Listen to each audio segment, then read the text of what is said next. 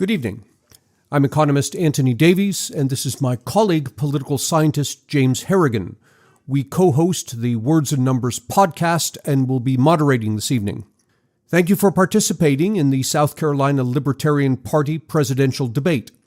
We have 90 minutes to cover a variety of topics. Some of our questions will be directed to specific candidates. Some will be for all candidates.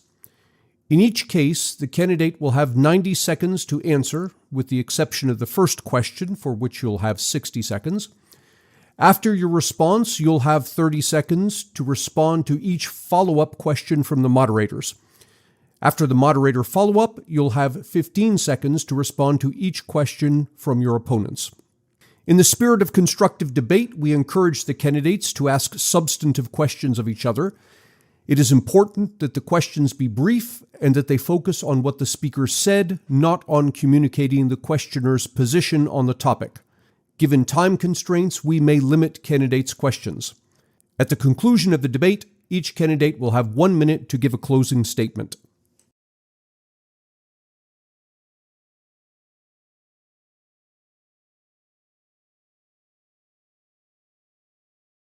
My name is Chase Oliver, and the reason why I'm running is plain and simple, because I do want to win. Now, the victory of a presidential candidate is a very tough hill to climb, but there are a lot of other victories we can win in this party with a vibrant and energetic presidential campaign.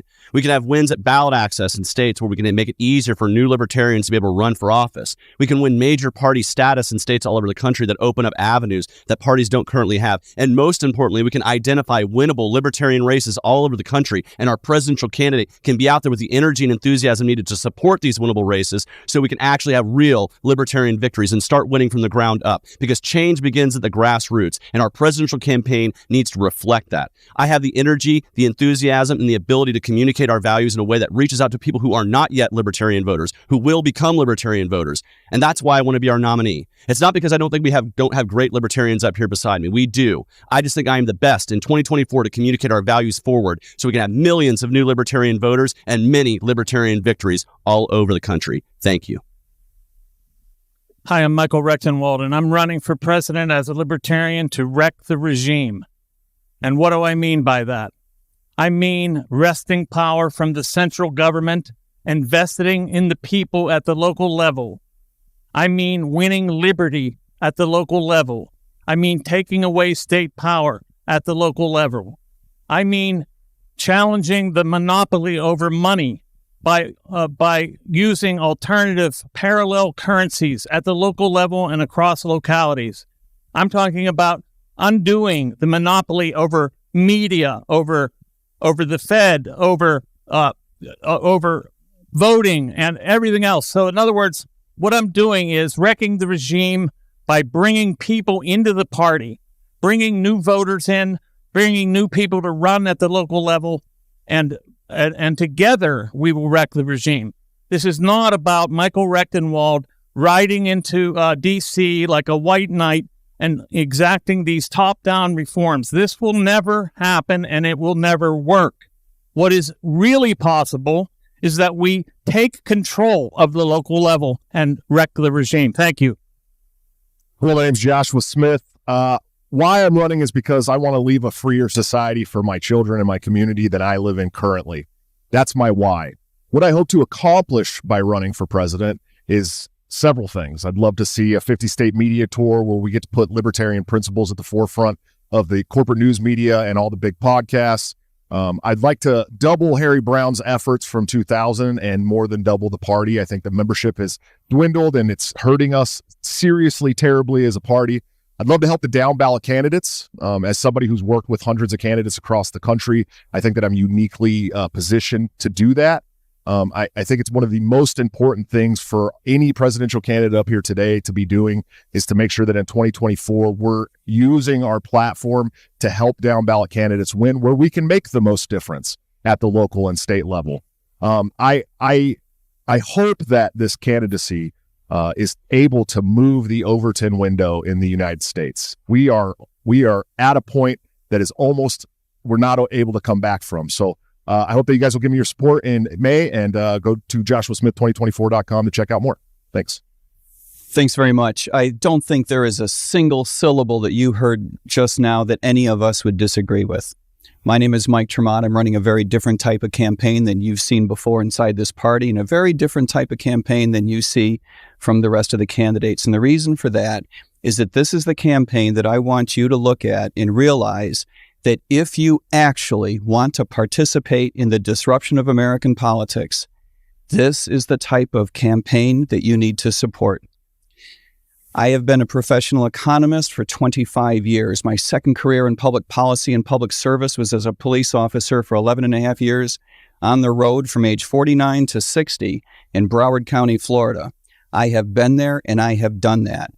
And I am uniquely positioned with my campaign and with my candidacy to clear the threshold that the American people expect, that donors expect, that the media expects, to be cleared by a candidate who is actually going to participate in the process. I look forward to answering your questions and showing you why this is the campaign that I think you'll be proud to support. I'm running for president because I want to be free. It's that simple. I want to live in a free society at least one day before I pass from this life. And that's one of my beefs with the reform message that has become dominant in the Libertarian Party. It cannot lead to freedom. All it can do is lead to reform, much like slavery reform could not lead to freedom for slaves. To achieve freedom, we have to make the principled case for freedom. The second reason is I want to bring an end to the federal killing machine.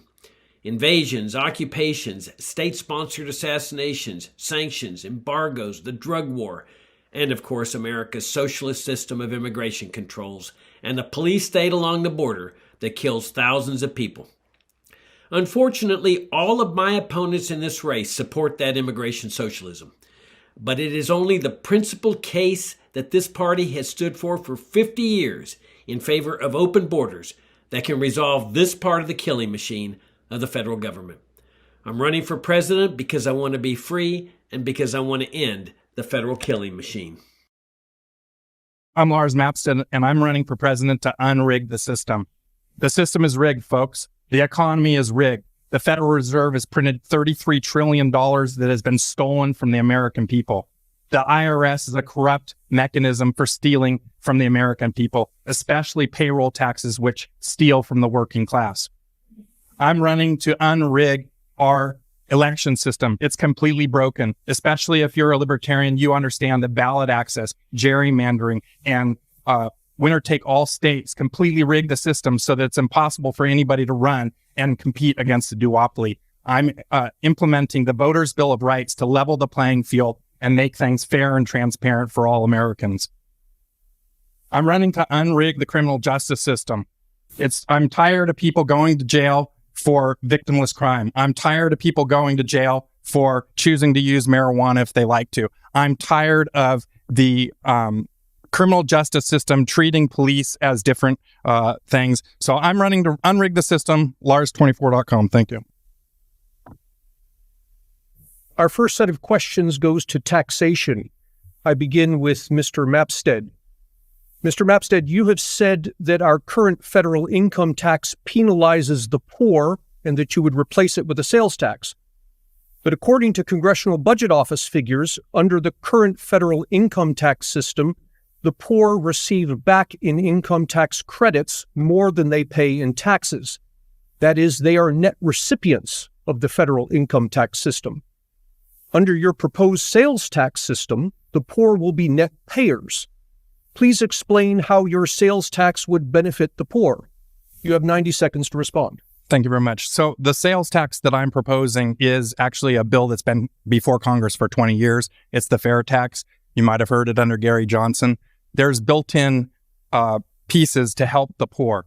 Essentially, under the fair tax law, anyone who makes under $40,000 a year will not be paying any kind of tax at all because there is a prebate built in that goes to cover all the tax under $40,000. And the amount of money that is spent is basically you get to keep 100% of your paycheck. It eliminates the payroll tax. So you have a lot of money in your pocket to spend on things that you really care about.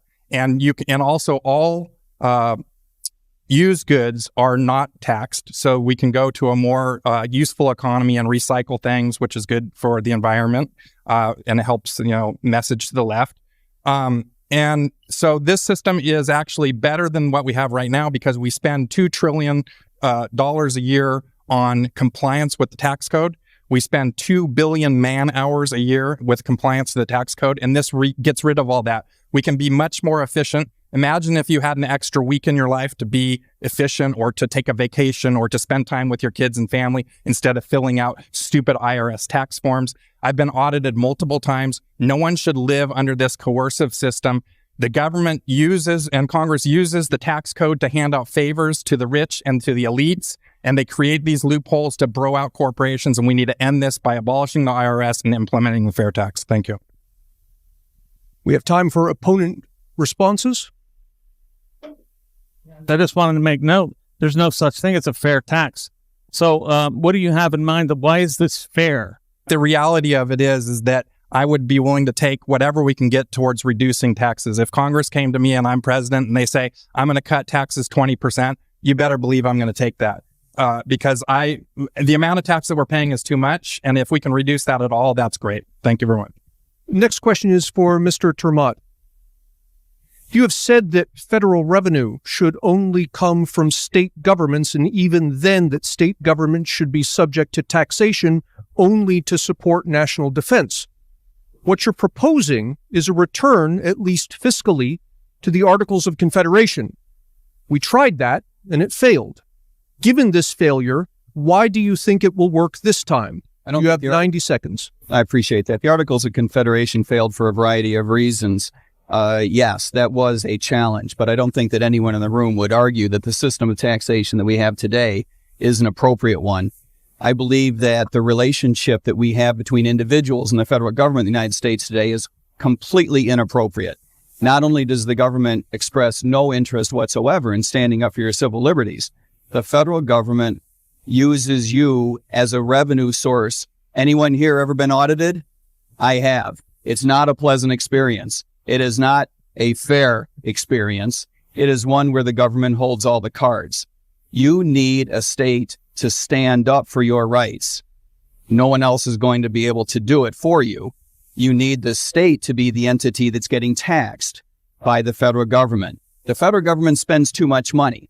One of the big reasons it does so is because it has access to money, taking it from people like you, because we find it impossible to stand up to the government in any real political sense. That's why we need the states to stand instead for us and give pushback to the federal government. What I hear you saying is that the federal government will turn to the states for its revenue, but the states receive their revenue from their populations. So have you not, in effect, just set up 50 separate IRS offices? Well, we already have 50 separate IRS offices in the United States today. States today collect revenue from individuals, but states operate pursuant to state legislatures that are much closer to their constituents, politically speaking. You don't need two different layers of government to collect the same amount of money. What you need is better control at a more decentralized level over the entity that is trying to tax you. We're not talking about creating more institutions. They already exist. All right, this is for Mr. Hornberger. You've argued that we should abolish the income tax in the IRS. Given that 60% of the federal government's revenues come from personal and corporate income taxes, how do you propose to raise the missing $3 trillion? You eliminate the things that government spends its money on. Of all the candidates in this race, I am the only candidate that says abolish the crown jewel of American socialism, which is Social Security, one of the most destructive government programs that's ever been enacted. Abolish Medicare and Medicaid, which destroyed the finest healthcare system in history. Dismantle the national security state and restore a limited government republic to our land. When you talk about eliminating these things that are some $4 or $5 trillion out of the federal budget, now you're talking about a minimal government that no longer needs an income tax and can rely on voluntary support instead of these indirect taxes that tax the poor like consumption taxes do. So what we need to be talking about is not like Republicans that say, oh, we want to reduce taxes, we want smaller government. We need to be focusing on what government spends its money on and what government should be doing and not doing in order to achieve that free society. And a prerequisite of that is what distinguishes my campaign. I say eliminate American socialism, Medicare, Social Security, the entire welfare state, which these guys here cannot do because they feel that freedom doesn't work. That you just can't eliminate these programs, they say, because people will die in the streets. Who in the heck's going to vote for a philosophy when his candidate says you can't trust it to work? Okay, I sense we're at that point where the other candidates are ready to jump in. I see everybody with hands on microphones. As a matter of housekeeping, we're going to get to Social Security very soon. Okay. So set that one aside and feel free to have it the rest. Go. I'm totally for eradicating the IRS and eradicating the income tax entirely. So I don't see where you're getting this from. And we'll keep Social Security and Medicare for the last question, which I also recommended completely axing. Thank you. Yeah, I just want to say I very clearly call for the abolition of a lot of these things. I do know that the Mr. Hornberger, the IRS, the president does not have the authority to abolish the IRS, but I have called for a 70% reduction in the workforce, and I have called for the abolition entirely of the income tax and several other taxes. I have called for a use tax, a user fee to fund the federal government. So I have said a lot of the same things as you, sir. Just wanted to make that clear. Do you have a plan for the IRS, knowing that you will not have the power in the executive branch to abolish it? What's important as a presidential candidate of this party is to tell people what we stand for. Now, we all know that if a Libertarian Party presidential candidate were to be elected, he has to go through the procedure. He has to get Congress to enact a law to repeal the income tax. But that doesn't mean that we cannot stand for these correct principles so that the American people can understand what a free society is genuinely all about. Mr. Smith, the next question is for you. You have said that your administration would seek to replace all federal taxes with user fees and to fund national defense via voluntary crowdfunding. To crowdfund just the Department of Defense would require raising from voluntary contributions 12,000 times what the largest ongoing crowdfunding project in history has raised, and to repeat that feat every year. Please explain how you intend to raise from voluntary contributions an amount that is double all charitable giving in the U.S. First of all, I'd like to preface this by saying we're not going to be spending that much on defense anymore. I mean, if I was the president of the United States of America and America was crazy enough to put me in office and we got there, we're ending the AUMF. We're pulling our troops out of all foreign excursions. We're shutting down military bases around the world, especially the ones that literally border the entire country of Iran and Russia. The spending is going to be reduced to a very small iota of what it has been. And I think that crowdfunding is going to be much smaller than what it would take to continue the U.S. empire war machine that we see today. Given that Congress, not the president, determines the magnitude of defense spending, and given that defense spending, when it is cut by small percentages, even if we were to cut the Department of Defense by 50%, something that is historically has never come close to, you still need a crowdfunding campaign that's 6,000 times the largest crowdfunding campaign in history.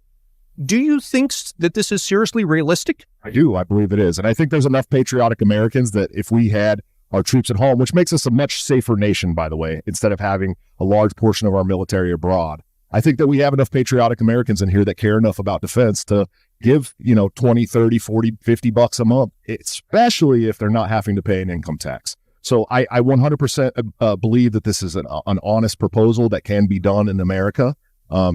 prior to 1913 and the Tax Act, we had a military, we had a government. It operated without a federal income tax. It can be done again, but we need to find some real answers to these questions. And I think that pulling our troops out of these foreign excursions around the world is the answer. And yeah, absolutely. Mr. Smith, as a libertarian candidate, you of all candidates would take free market principles to heart. And here we have a serious free rider problem. That is, if James is contributing voluntarily to the defense, I get defended even if I don't contribute. Are you now suspending what we understand about economic behavior to claim that your voluntary crowdfunding campaign is going to actually fund the Department of Defense? Well, I'll tell you this much.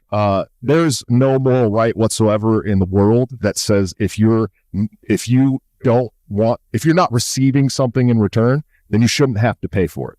And that is one of the most basic libertarian principles, right? They should not be extracting our wealth for something that we don't want, we don't use. And the only way to get around that at the federal level is through a user fee. It's the only way.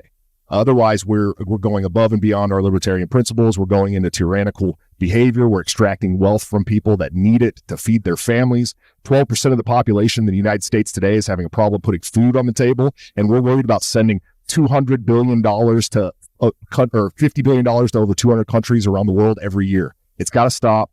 And this is the most free market principle I could come up with when talking about economics as far as the defense state. I want to reinforce what he's saying. And I would remind everyone in this room that when we were a limited government republic, the government operated without an income tax for more than 100 years.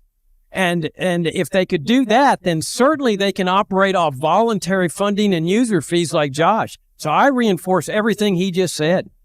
Mr. Rectenwald, you have said that if elected, you would abolish the income tax.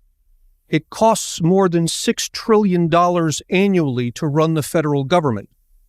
Even if you manage to convince Congress to cut the federal budget, something that has happened only 3 times since World War II, you'd still need to raise more than $5 trillion. How do you propose to do this without an income tax?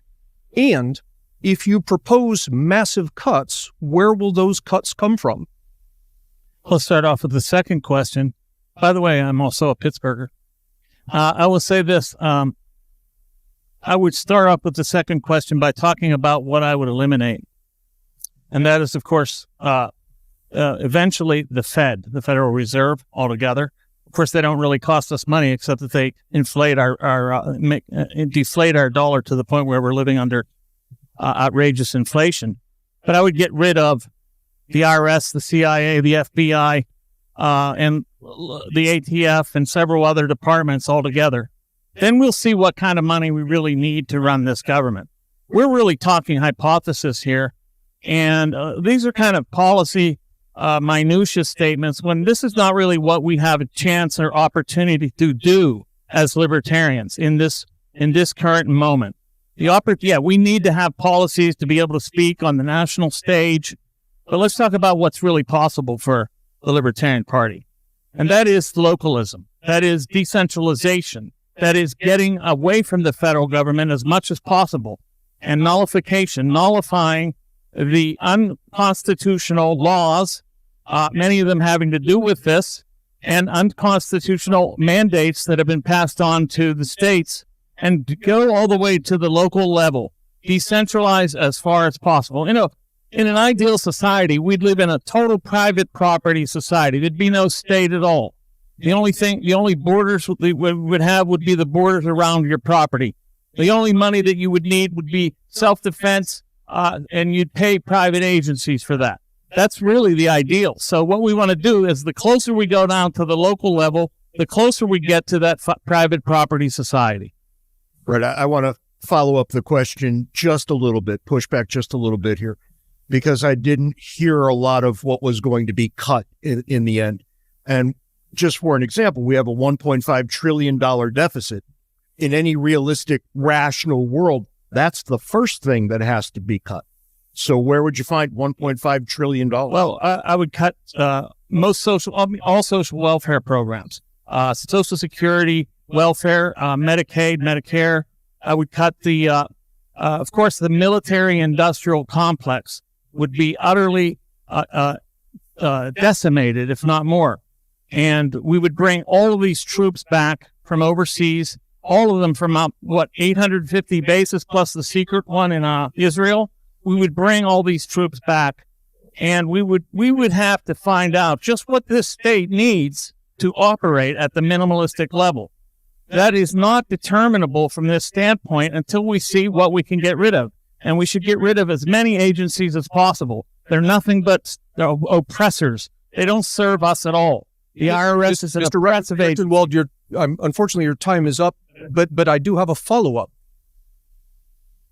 Even if we cut the Department of Defense, and you use the term decimate, if we were to cut the Department of Defense 100%, completely eliminate the military and everything under it, you'd only get about halfway to cutting the deficit, let alone getting us to making real cuts to the budget beyond that. Convince me that what you're suggesting is fiscally possible. Well, you left out some of the other things that I said I would cut. Is all social welfare programs, all of them. And that's a huge part of the budget. So once that is gone and the military industrial complex and its contractors are cut to a bare minimum, and once you get rid of most of these agencies, the alphabet agencies, and once you get rid of a bulk of bureaucratic employees that are nothing but deep state oppressors, then you're left with a much smaller state. And this is what we want. We want the state to be shriveled to a naval-sized pit. Yeah, first of all, I'd like to say that the national defense budget for the United States is $1.8 trillion a year. So it would. That's incorrect. It's approximately $750 billion. Okay. Between the 6 subcomponents. Anyways, I would say I did have another. I just wanted to follow up that cutting 70% of the federal workforce would also go a long way to taking care of the deficit and reducing the budget as well. So. I'm sorry, did you say cutting 70%? 70% of the federal workforce, correct. Yes. All these agencies that we talk about abolishing that we wouldn't have the power to abolish, we do have the opportunity to lay off, mass layoffs in these federal agencies, including the IRS, the FBI, the CIA, the IRS, all of these big agencies. You do have the right and the power as a president for mass layoffs. So 87,000 IRS agents hired a couple years ago to harass middle-class dads on their taxes probably don't need to be in their positions anymore. Mr. Hornberger. I have a question for Michael. Michael, didn't you send out a tweet just before you recently became a member of the Libertarian Party in which you called a woman a dirtbag and came to the defense of Social Security, where they said that all Republicans want to cut Social Security, and you called her a dirtbag for wanting to cut, and then you came to the defense of Republicans and said, not all Republicans want to cut Social Security. I have no idea. You'd have to bring the receipts on that. I have no idea what you're talking about. I have not been any kind of promoter of the Republican Party. Let me say it.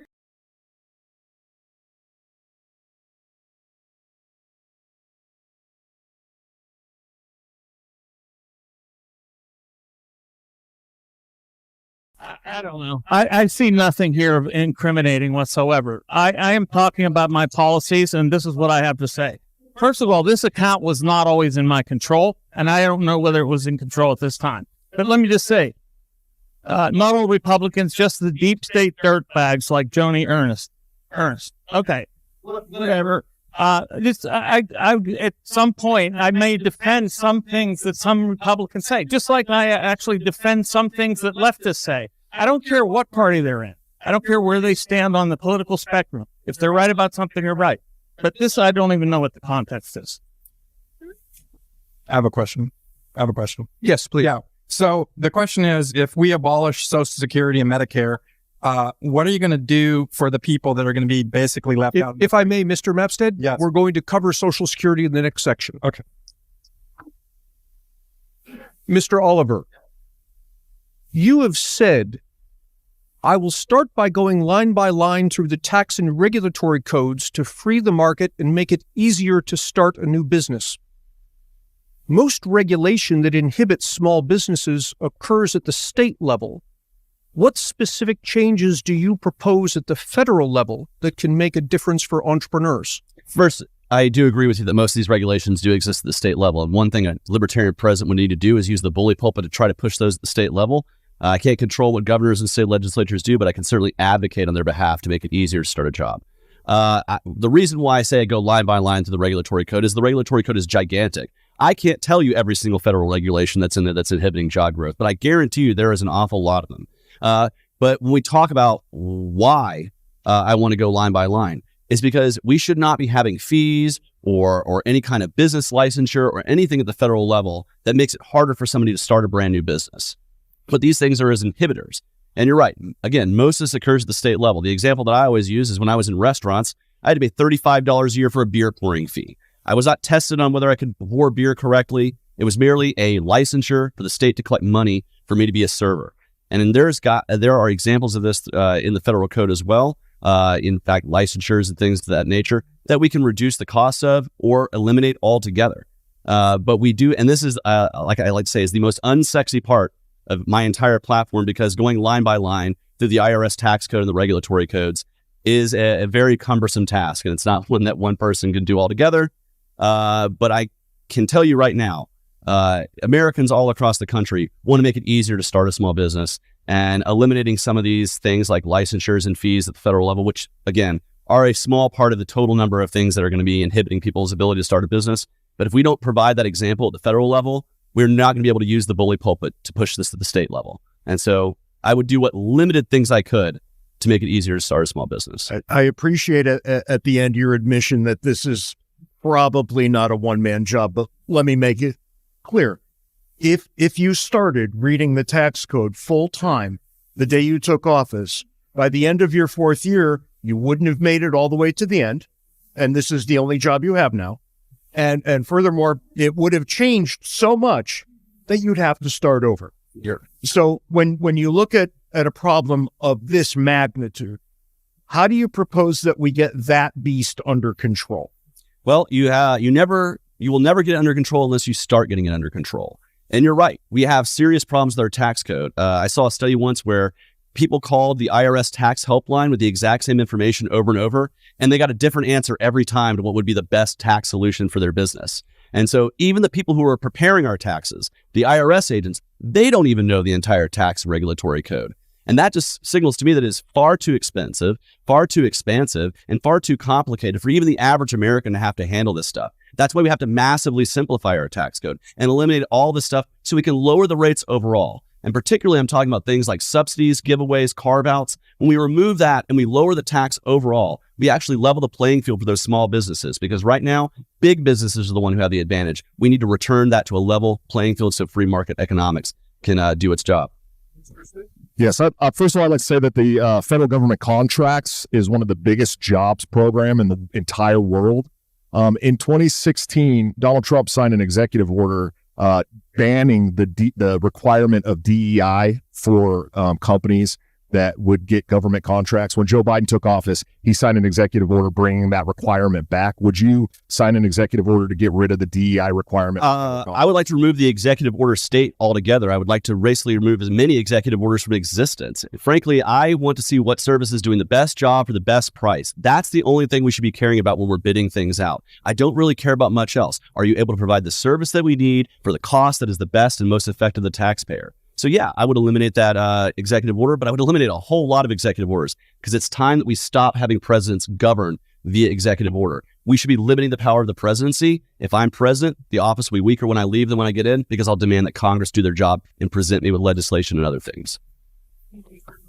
Thanks very much. I've actually spent a great deal of professional time in this area. When I was with the White House, I spent 2 years in the Office of Management and Budget. And I can tell you that it's a little bit misleading to say that the bulk of the regulatory problem is with states. It is true that the number of regulations is very high among the states. However, the states hide behind federal legislation and federal regulation in order to avoid having to compete with each other.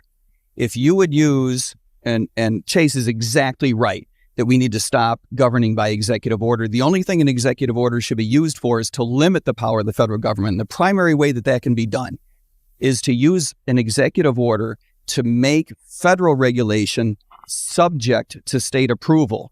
And this can be done for the vast majority of regulation.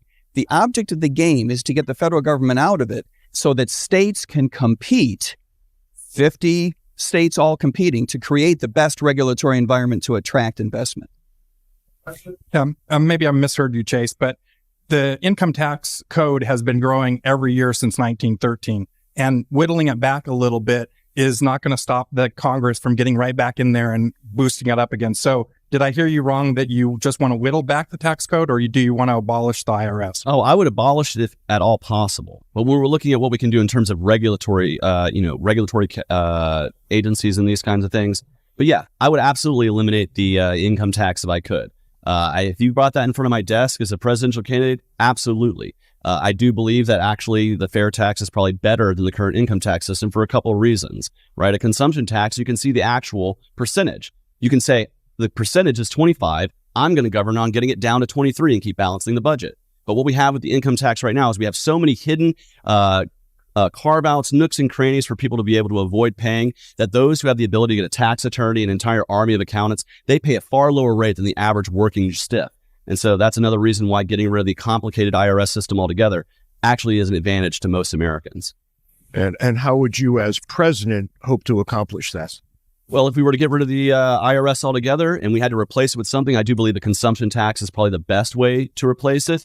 But ideally, in the long term, we would want to get the government so small that it could be entirely voluntarily funded. And that's not something that's going to happen today or tomorrow. The likelihood is we're going to have to chop down that tree for a long, long time before it falls. But what we can do in the meantime is work on having a consumption tax. And again, if it starts out at 25, well, let's get it to 23. If it's 23, let's get it to 20. If it's a 20, let's get it to 15. But continue to cut until the size of government is small enough to fit in the palm of our hand. And it's easier to do that when you can look at a consumption tax and just see the base rate and demand that your congressperson balance the budget and get it down to X number of percent. But you can't do that with the current broken income tax system because nobody knows what everybody else is paying because there's a complicated system there. Yeah, I had a follow-up question. I mean, you're talking about the fair tax and a consumption tax. Let me just point something out. If there was a consumption tax and the wealthy Americans had a choice of to buy products in the United States or to send their money elsewhere to buy it overseas, they're going to send it overseas where the taxes are cheaper. So it isn't actually going to work. Mr. Hornberger? What you've heard right now is a classic example of why this message gets 1% among the American electorate. Look at the mush. Oh, we're going to go line by line through the income tax code. We're going to eliminate the bad stuff. Oh, wait a minute. I want to abolish the income tax. Oh, wait a minute. I want a consumption tax. It's that message that garners you the maximum constituency of 1%. That's right there is your cause of your 1%. If you want to break out to the 10 or 15% level, you have to make the consistent case against income taxation, sales taxation, consumption taxation, import tariffs, and everything welfare, warfare, state program that these taxes are funding. Then you're talking about a breakout and you're leading America to freedom instead of this kind of stuff. Mr. Hornberger, if I may, you've just lobbed a bomb at everybody else up there. And I'm going to lob one back at you because you've said the following. If Social Security were repealed, everyone would be fine. Many seniors don't need the money.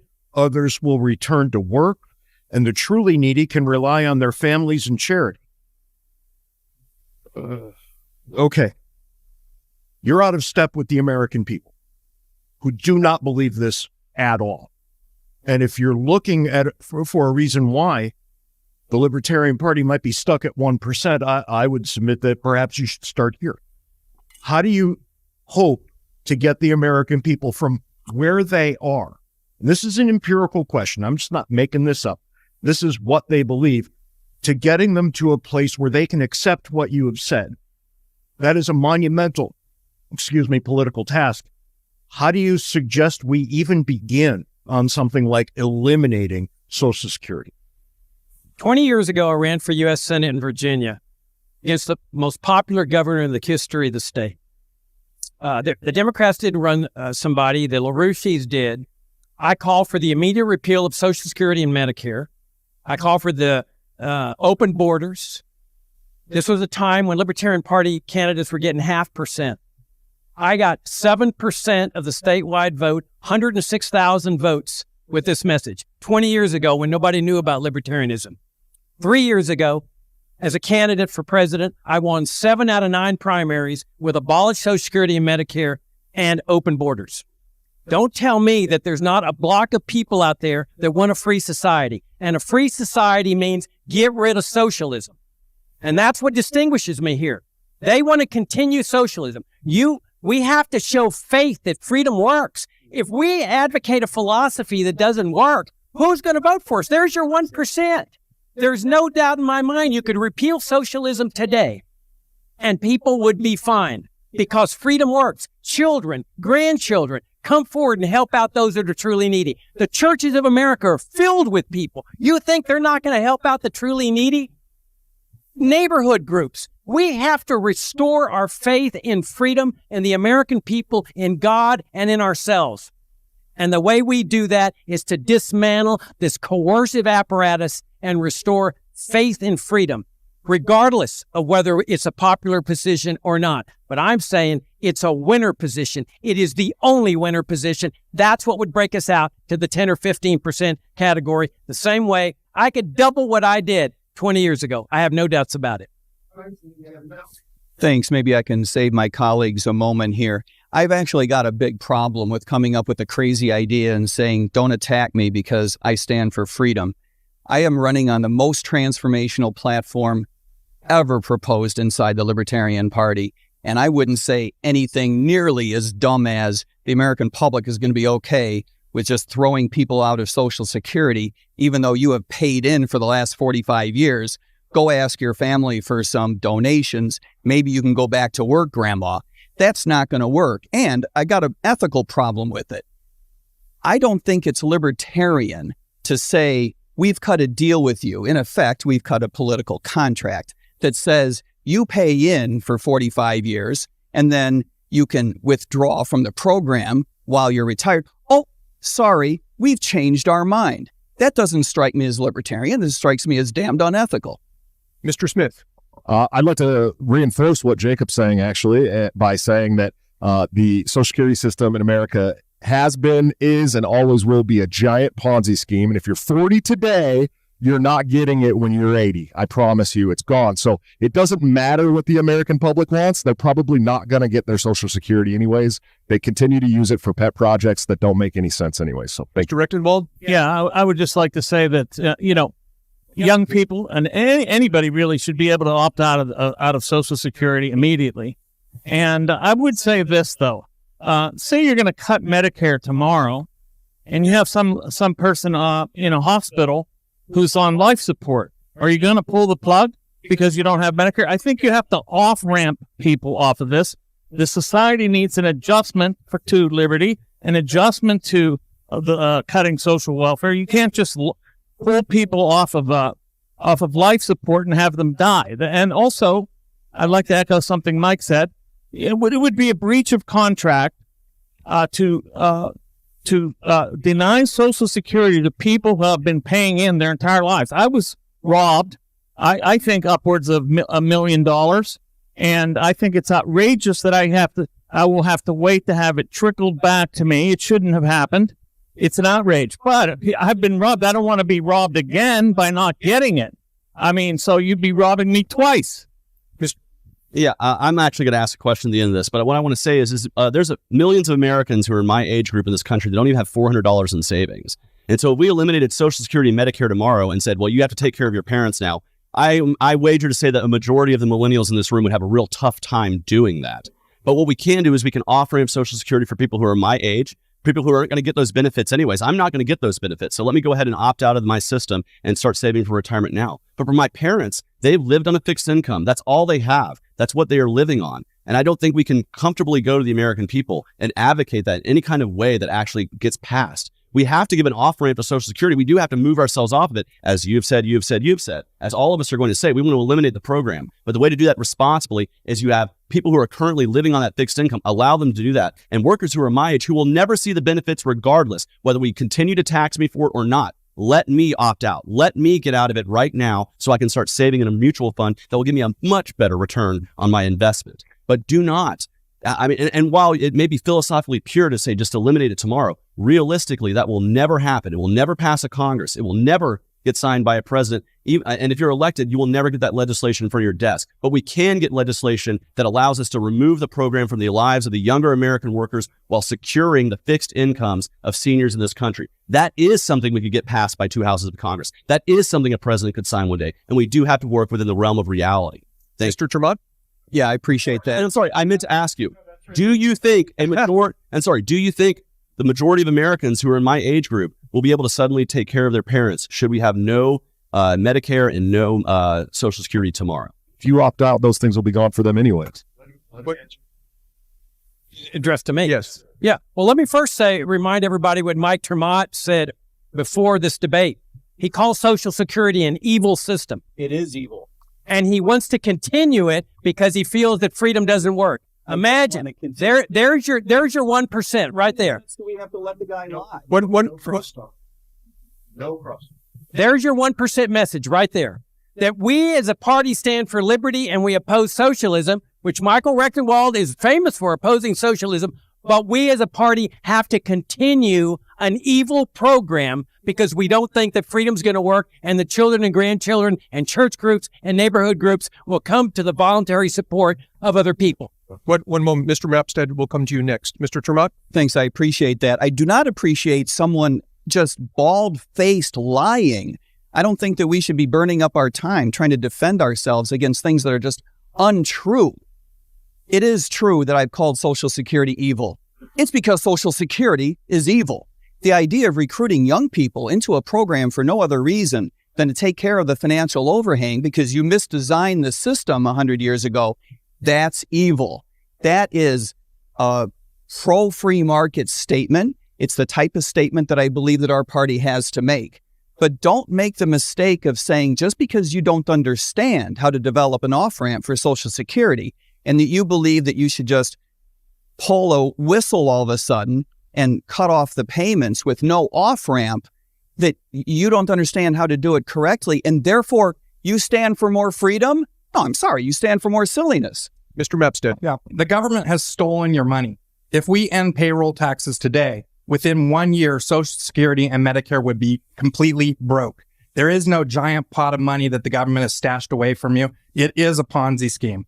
But we can't turn out our citizens onto the street and leave them empty and dry because we made them a promise. We promised them that we would take care of them in their old age. So what we need to do is we need to stop forcing young people to pay into a system. And the fair tax does this because it eliminates the payroll tax altogether. It gets rid of the young people having to pay into the system. And what we need to do is just suck it up and finish off paying the people that we owe money to, that we promised the money to, and then be done with this corrupt, coercive regime that is just horrible Ponzi scheme that has been foisted on the people to steal your money. We need to end it. We need to get government out of it, but we need to take care of our citizens that we've made promises to. Mr. Smith? Yeah, I just want to say that giving young people the option to opt out of this terrible, tyrannical Ponzi scheme is going to make it so there's not enough money in the coffers for the people currently on Social Security. So I appreciate and I applaud the effort here in this argument, but there's no way at all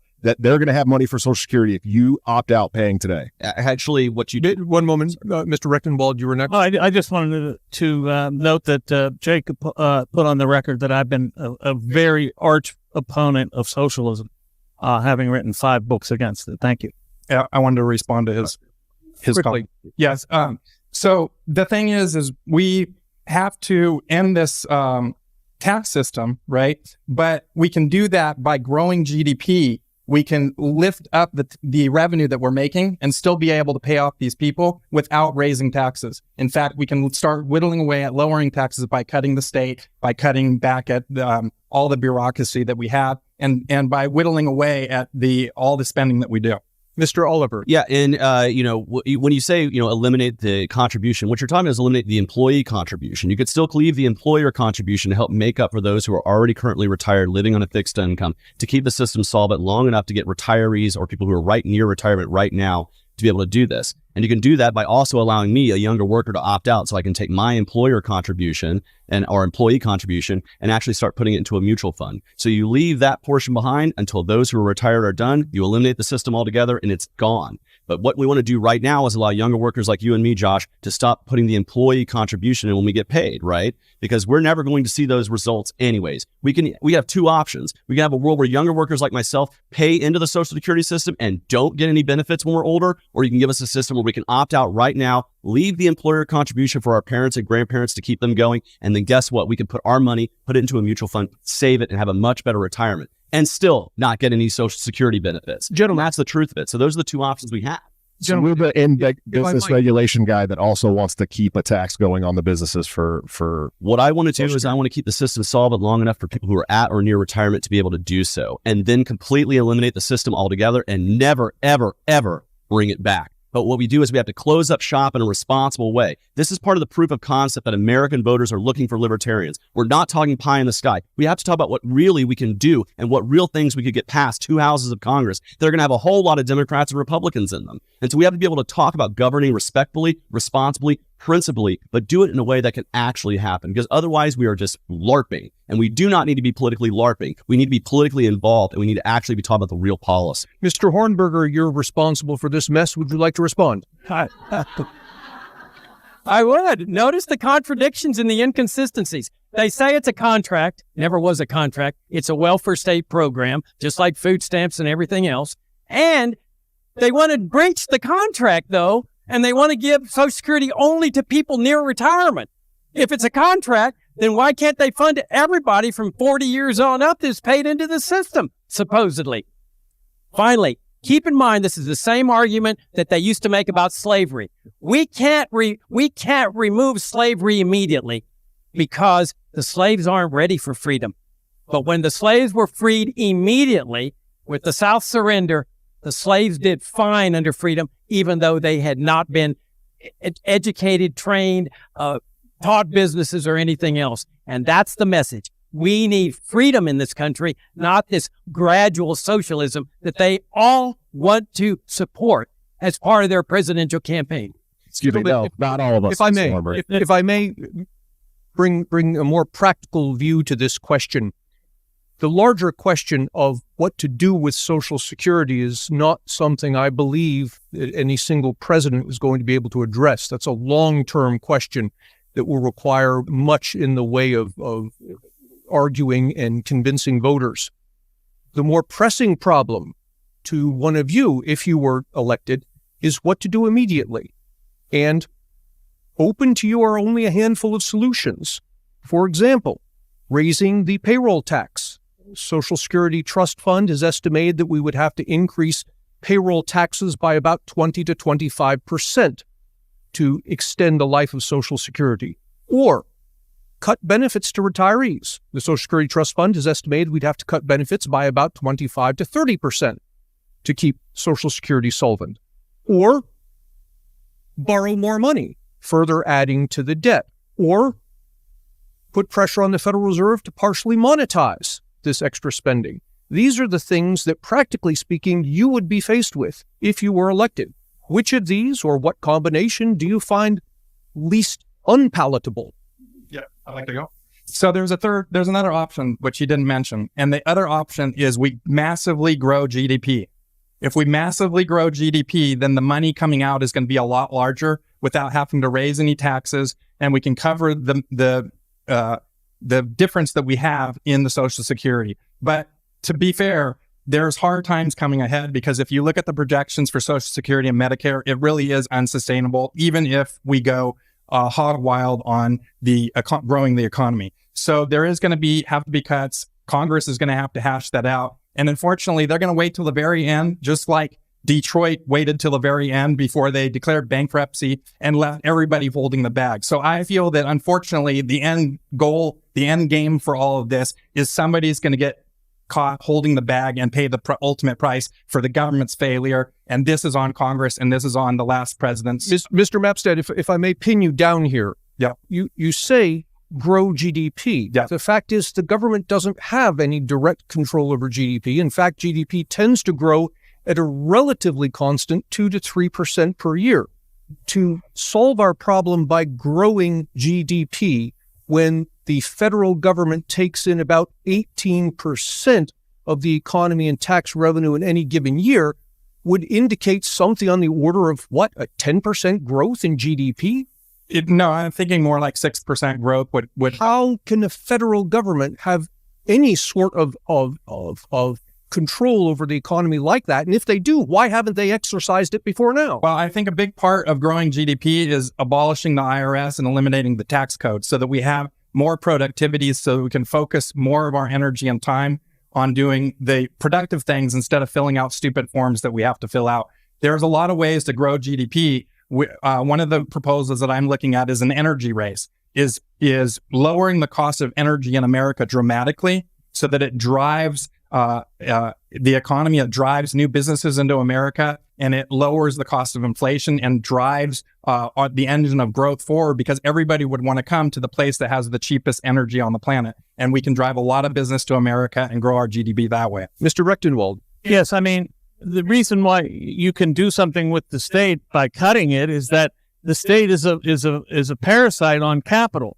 So once you get rid of the state's parasitism, then you have more capital, and this will grow the economy, and that's where the increased GDP comes from. And I think that's correct. I just wanted to make a point about this idea of, abolition of things, and whether there's something wrong with being sort of a gradualist as opposed to a catastrophist, is how they used to put it. I would say that as Murray Rothbard, and I know people don't want me to talk about books, but Murray Rothbard made very clear that it's not a test of your purity, whether you believe in some gradual or abolition all at once, some immediate one fell stroke. The point is that you have that goal, and whether it's asymptotic, that is, you'll never reach it, that's still the goal. And so that's the key. And I think it is important to say that you can't just withdraw people from Medicaid and Medicare and have them die. I mean, what are you going to do? So, I mean, there has to be off-ramps, and that doesn't mean you're not some purist, because that's been pointed out before. The point is that you have the goal and you move towards it. Mr. Oliver. Yeah, so I'm going to answer your question that you asked. You gave me 3 examples. You said we can either raise the retirement age, cut benefits, or raise taxes. Now, here's the thing. We're not going to raise the retirement age because that just extends the life of the system. We don't want to extend the life of Social Security. We want to eliminate it over time. And so what you have to look at is you have to look at whether you're going to be cutting benefits over time. What you do is you mean test those. Those who are really well off don't need the benefits. That extends the life a little bit. But then what you have to do is you have to look at whether you're going to raise taxes, you're going to add a little bit of the deficit. I think we can cut the deficit in other areas that allows the system to sunset, be done with, and over with. But what you can do is you can cut deficit spending elsewhere to make up for that loss for the time being. A lot of that comes from cutting major Pentagon spending and other areas where we do not need to be spending money. So if we're going to have a little bit of deficit spending, I would rather it be used to sunset Social Security now and forever, let it be done, than to continue using deficit spending to fund wars overseas. And that's where we have to be thinking responsibly. And again, realistically, what you would do is you would do a combinations of means testing so that those who are well off are no longer receiving the same benefit package. And then you would also have to add that with whether you're going to add a little bit to the deficit. I would prefer not to tax more revenue. I think it would be better to cut other areas so that way the deficit spending from Social Security is made up. And I think that's something we can do. And again, it is much better, and I think a much more moral version of being able to spend money to sunset this system altogether than to fight wars overseas, which is what we're deficit spending to do right now. Mr. Smith? Was this a question for everybody? Is that yes. What we're doing here? So none of those ideas are good. I mean, that's the truth. And you bring up the Federal Reserve, and the only thing I want the Federal Reserve to do is be relegated to the dustbin of history. It's been an absolute bane on society. The central banking system in America it's a giant counterfeiting machine that steals our wealth through inflation, and it props up the worst things in the world, including the warfare state. What we need to do is fix the money. When you fix the money, you fix the problems, right? And we've got to get away from the central banking system entirely in America. We got to get away from the Federal Reserve. The one way to do that is to promote alternative currencies like Bitcoin, The president does have the opportunity to set the boards of the SEC, the Commodities Future Trading Commission, all these things that are currently trying to fight Bitcoin because they know that it's becoming an alternative to their tyrannical system. So those are the real issues I believe that we should be talking about. Mr. Smith, I'm afraid you've taken my proposed magic solution and simply given it a different face. Again, what you're proposing is not something that any sitting president could accomplish quickly, and perhaps not even over the course of 8 years. The tools you have in front of you are cutting some benefits or raising some taxes. What would you do? I'm not doing either of those things. Then you're not solving the problem. Moreover, you're not addressing the problem, which shows a certain lack of seriousness in the eyes of the American people. I disagree. Well, you can disagree all you want, but the libertarians routinely get 1% of the vote. Sure. And sooner or later, you have to look in the mirror and say, how can I communicate better to the people I'm trying to get to vote for me? The vast majority of those libertarian candidates that have gotten 1% of the vote are proposing the same kinds of things that you're talking about here. I don't hear anybody proposing much of anything. No, I'm talking about the ones that have run in the presidential election in the generals. They've talked about sunsetting Social Security. Basic question, because I thought I was, and I'm not getting an answer. How is it that you will appeal to the average American voter? And if you're talking about achieving 15%, which I think is in the real world doable and a very good goal to have for all kinds of reasons, if you're talking about 15 or 20%, I'm not hearing anything from anybody that 15 or 20% of the American people are going to say, I want to hear a lot more from that guy. Sure. So how are you going to hook them? What are you going to say to them to get them to listen more? Because again, politics is bringing people from where they are to maybe where they need to be. Well, I'm going to continue to talk about this fiat system and how it is hurting their monetary gains and their wealth. It's very important to talk to everybody about these things, but more importantly, we need to impress upon the American public that we are not far off from becoming Venezuela. We need a Javier Milei that's going to go out there and talk about abolishing these systems, this socialist system that is hurting everybody, including the middle class, which is disappearing at an astronomical rate in the United States. And Social Security is the least of their worries here in the next 10 to 15 years. If we continue the warfare state, if we continue the inflation, if we continue to counterfeit, print this money, that's going to be the least of their worries because it's not going to be there for people my age. And so I'm not going to pick any of your fixes here because I think they're wrong. I don't think they actually fix the system. I think it will just continue down the same road that's been down.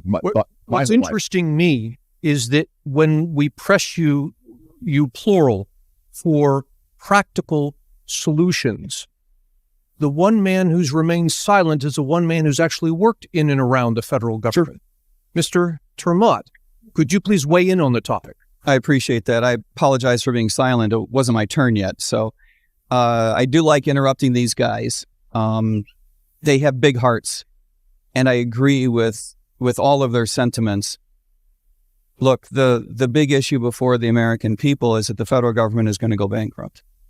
My biggest fear, of course, is not merely that the government is going to go bankrupt and on the path that it's on, we only have a couple of decades, certainly well before the end of the century. There's no way anyone would project the U.S. federal government to stay intact. My greatest fear is that when that happens, none of us are going to care because we will be so sick of the federal government intruding in our lives. Now, I truly believe that if we don't fix entitlements, the federal government is going to get more desperate for revenue, not less desperate. And for this reason, we need to come up with bold, inspirational, transformational solutions. But they got to work, right? They got to work. It is true that we need to means test all of our entitlement programs. It is true that we need to sunset the idea of bringing in new people into the bottom of them, right? You can't keep punishing youngsters and using them. This is two questions. Everyone else got a chance to answer two questions, to be fair. Please, go ahead. And for this reason, we need to reform entitlement.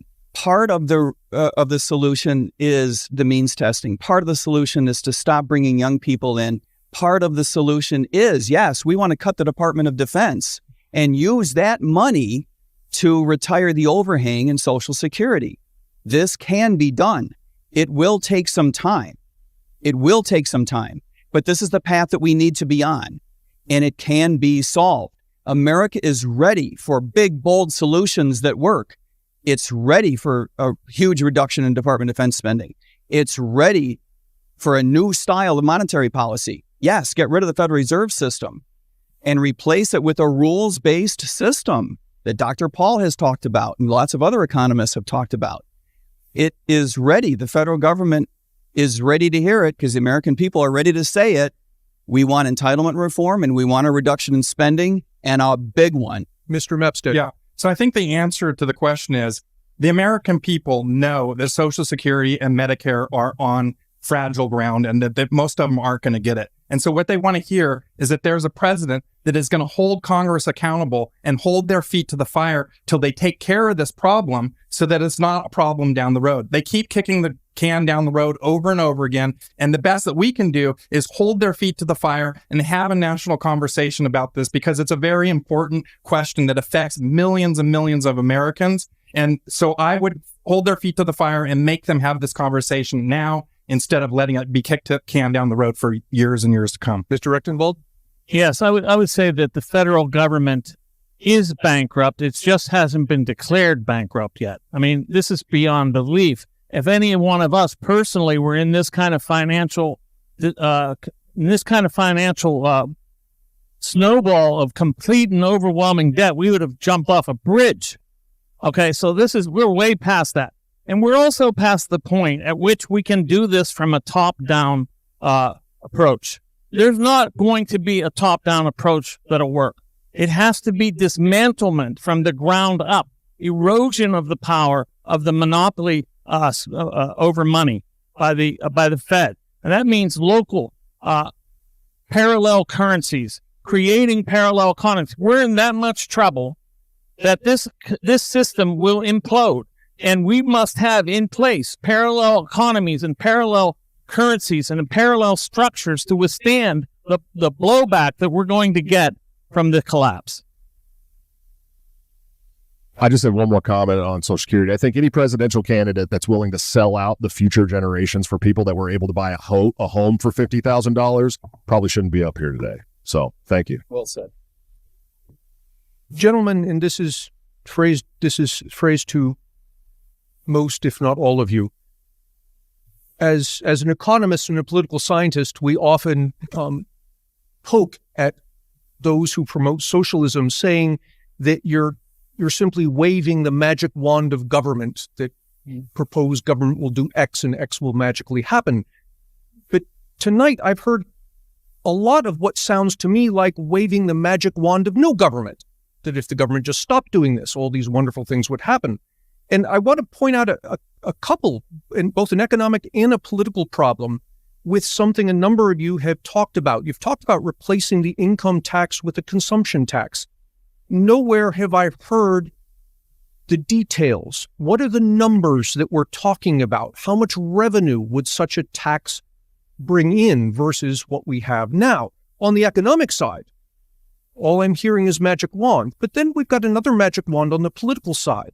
I'm hearing, as president, I would replace the income tax with the consumption tax. Gentlemen, both of those things, getting rid of one and instituting the other, require constitutional amendments. That's completely outside the purview of the president. How do you propose to deal with this, Mr. Oliver? Yeah, so I actually used to live in John Linder's district, the guy who actually wrote the fair tax bill. And so it is actually a full-fledged program that it does exist. And there was over, I think the maximum time, there was 200 Congress people that actually endorsed it. And there are still hundreds of Congress people currently in the House that do endorse this idea. So it's not an idea that's come out of nowhere. And I do want to say, where does the money come from? Like, what's the actual numbers?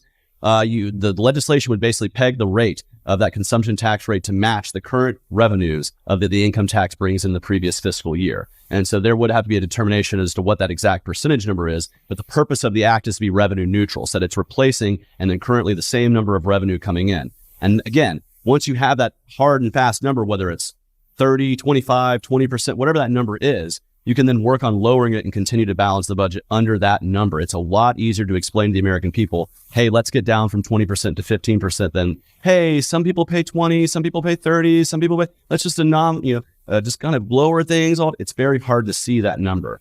And so this is why I believe a consumption tax is easier for the American people to understand. And once implemented, it is easier to start cutting spending because they can actually see the real percentage number going down over time. But I have to push on you. Yes. You said once it's implemented. Again, yeah, you would have to require constitutional amendments. Well, it would require a constitutional amendment to fully remove the ability for government to impose an income tax. You could pass legislation that says the income tax rate is 0 and now replaced with a consumption tax. And then I would, of course, encourage to repeal the amendment that allows for the income tax to begin with. But the consumption tax itself requires a constitutional amendment, unless you're proposing excise taxes all over the place.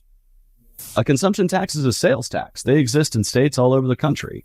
Yes, at states, but not at the federal level. At the federal level, all the Constitution empowers the federal government to do is to impose excise taxes. So I suppose you are correct. So to pass this federally would require that.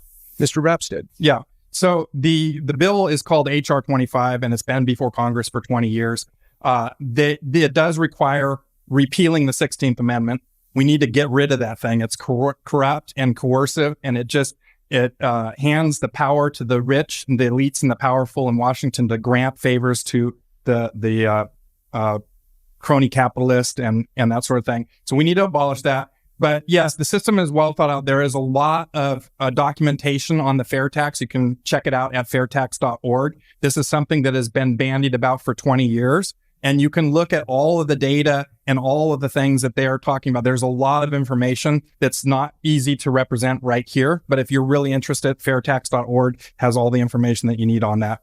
I would also just like to add that, we've passed the income tax as a constitutional amendment. We should be able to pass undoing it. Just the same way we passed prohibition, realized it was a bad idea, and got the American public behind repealing prohibition. We can repeal the 16th. And it's something that if we're going to pass any kind of consumption tax or any replacement of the income tax, we would have to hopefully have the will of the American people to do that.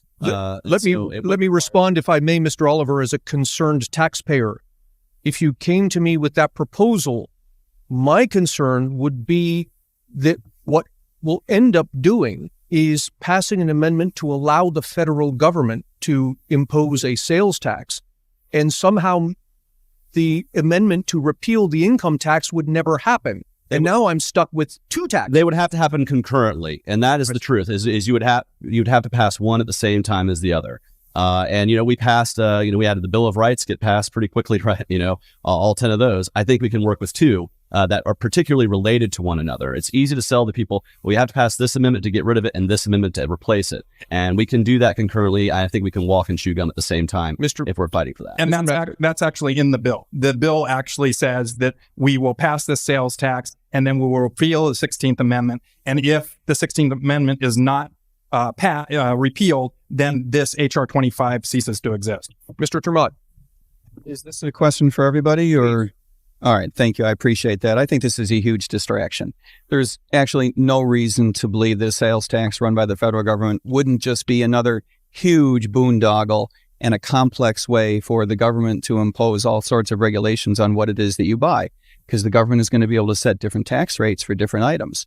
I don't think that you want to invite that into your grocery store. There's also no reason to believe that it wouldn't be even more regressive or more progressive than an income tax. You do not want to give the federal government this power. But even if you hate the income tax, which we do, if there's anyone here who loves the income tax, let us know. But I don't think so. We need a power structure to hold that off, which is why I advocate states standing in the middle. But this whole argument about the style of tax, I think, is a big distraction. What we need to get to is reducing the power of the federal government, decentralizing, right, distributing it out to the states, and reducing the government's ability to spend money. Reduce the style of monetary policy we have so the Fed doesn't continue to inflate our currency. Reduce the extent to which the government is spending our money. Entitlement reform, defense reform, these are things that we can accomplish. But if we're just completely distracted by this whole new argument that we are, as a party, are introducing, no one out there is talking about, let's have a sales tax. We're just going to introduce all of a sudden as a party the idea of having a new tax run by the federal government. Big distraction. Mr. Rectenwald. Yes, I agree. It's not only a distraction, it would be a travesty. Because what would it give the federal government? It would give them essentially transparency over all of our transactions. And if a CBDC, central bank digital currency, were to be initiated, then they'll have total transparency over everything we do. They'll know all of our spending. They'll be able to preclude some spending altogether if it doesn't meet the ESG or some other social justice type plan that they have in mind. So this would allow them to completely direct the economy almost entirely. We're looking at a federal control of the entire economic structure because they'll be able to control spending. They'll be able to control who you can buy from, what you can buy, whether you're allowed to buy gasoline because you surpassed your carbon emissions footprint allotment for the month, whether you can buy meat. All of this becomes possible once you hand over to the federal government the ability to tax on sales. And with the CBDC, you're looking at closing the totalitarian circle entirely. Mr. Mapstead. Yeah, I agree on the CBDC. We definitely do not need a central bank digital currency, but we already have all the things that you just said you didn't like about the sales tax in the income tax. And if I have to choose between the corrupt income tax and a transparent, easy to understand sales tax, I'm picking the sales tax all day long. Before we move on, Mr. Hornberger. If your eyes are glazing over all this reform talk of off-ramps and consumption taxes and income taxes, you get a sense of what I said today. This is the 1% message. Where is the constituency for this message here? You got $66 trillion in unfunded liabilities in Social Security and Medicare, and they want to continue it or phase it out. Who's going to pay it during the phase-out period when they all say they want to abolish the income tax? And we should keep one more thing in mind. All of their reforms involve a direct violation of the Libertarian non-aggression principle, which is our core principle and the pledge that we all took in this party not to support the initiation of force. That's why they're relegated to 1%. That's the reason for the 1%. Not because people haven't heard this message. They have heard it. They've rejected it. The only message that can garner the large amount of votes is pure libertarian principles instead of all this reform nonsense. I would only ask, you ran for president 4 years ago. A majority of the delegates in the room 4 years ago did not support your message and say that yours was the transformational message. A majority of delegates, who I would argue the 1,000 delegates who are in Orlando, are the most hardcore 1,000 libertarians we're going to get in a room. And they still chose an alternative message because they knew they had to reach out beyond our echo chamber. And so my question is if you're saying that this is the transformational message that's going to work for everybody, why didn't it get a majority of delegates 4 years ago? Because the predominant mindset in this party has been reform and Republican light for more than 20 years. This is what I'm trying to say, is this is a wrong message for this party. I'm not naive. I know what I'm up against. I'm swimming upstream. I'm in 6th place. I have no doubts about that. But I'm saying that if you want to succeed as a party, you've got to change directions. And let me remind you also, Chase, that the candidate that beat me fair and square ended up with the standard 1%. 1.1%. And that's all that you all are going to get if you're made the nominee of this party. The Wall Street Journal poll is already reflecting that. If you want the big breakout to the 15 or 20%, you got to change directions. That's why I'm running again, to exhort this party to do some soul searching and move in a different direction, in the direction of the founding principles of this party. This is the last comment before we go to closing statements. Mr. Rectenwald. Yes, I would like to say that I wouldn't lay the entire history, whatever you might say, failure of the Libertarian Party at the party's feet entirely. After all, we're dealing in a society where statist ideology is propagated from every organ of the social order, television, academia, you name it. Statism is really promoted constantly. So we need to fight a cultural battle as well as a political battle. We need to have a cultural war And that means not the culture wars they're talking about now. I'm talking about a culture war against the state. And that's not an easy prospect. It requires all kinds of education. It requires articulation of principles, but it can't be done overnight. And it's not just the Libertarian Party's fault for this. We're dealing with a mammoth of propaganda constantly coming at everybody. Everybody thinks the state's the answer. We need to get it across why it's not. And that takes effort. That takes time. It takes cultural change. That'll take the remainder of my time. Gentlemen, thank you very much. We're going to go to closing statements, and we've been very permissive with the time thus far, but I'd like to keep you to 1 minute each. Mr. Hornberger. Well, thank you all very much for your attention. We got to do some soul searching in this party. What do you want? What do you want out of life? What do you want for your families? What do you want out of this party? Why are you here? And my hunch is that you're here for the same reason I'm here. You want to be free. You want to live in a free society. And so what you got to do is ask yourself, what should be the message of this party? Who should be the presidential candidate that expresses the true, genuine principles of this party? Because if you go the same route, we know the result is going to be 1%. We know that. And it's not going to lead this nation to freedom, because reform does not lead to freedom. It means reform. If you want to live in a free society, then I say we need to change the direction of this party. Chase Oliver was absolutely right. I got beat fair and square 3 years ago. But I'm back here to tell you that we need to change away from that message that garnered 1.1% in that presidential race. And the way we do that is by restoring the brand of principled libertarianism to this party. Thank you. Thank you very much. 60 seconds, Mr. Mapstead. When I say the system is rigged, you know that that's true.